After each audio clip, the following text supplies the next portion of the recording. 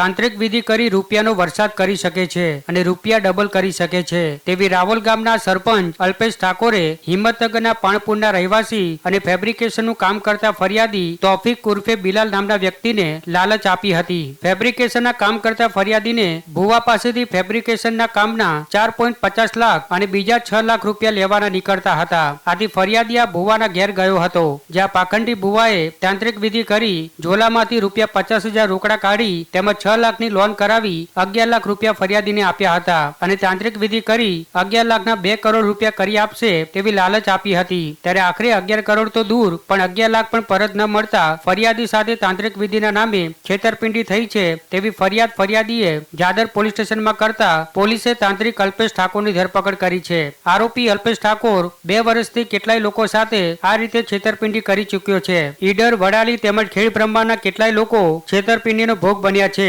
તેવી પણ માહિતી સામે આવી છે। ત્યારે હજુ પણ ફરિયાદ થાય તેવી શક્યતાઓ છે। સમય વીત્યા બાદ પોતાના પૈસા પરત ન થતા તેણે પોલીસ સ્ટેશનનો સંપર્ક કરીને આ જે આરોપી છે અલ્પેશજી સોમાજી ઠાકોર એના વિરુદ્ધ જાદર પોલીસ સ્ટેશનમાં ફરિયાદ નોંધાવેલ છે। ભારતીય ન્યાય સંહિતાની કલમ 316(2), 318(4) મુજબ જે અલ્પેશ ઠાકોર છે એના વિરુદ્ધ જાદર પોલીસ સ્ટેશનમાં ફરિયાદ લોજ કરવામાં આવેલ છે અને એની